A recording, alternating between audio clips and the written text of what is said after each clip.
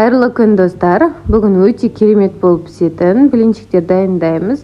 Ең алдымен жұмыртқаға тұзды, қантты салып, еншікпен жақсылап араластырамыз. Біркелкі болғаннан соң айранға қосып, тағы да жақсылап араластырып аламыз. Үстінен ұнды саламыз. Он міндетті түрде ситадан өткен болуы қажет. Толықта ешқандай түйіршіктер қалмайынша дәл осылай араластырамыз.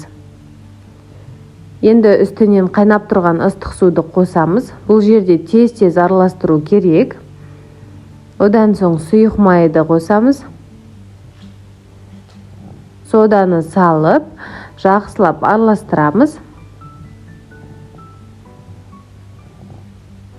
Сонымен біздің массамыз дайын, сұйықтығы осындай болады.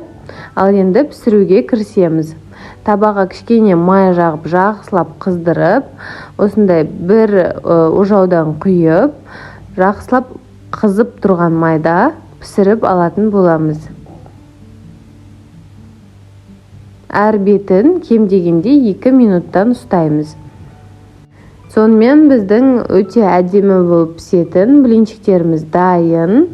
Дәмі өте жақсы болады. Блины тестасы кәдімгідей жұп-жұмсақ болып, әдемі болып шығады.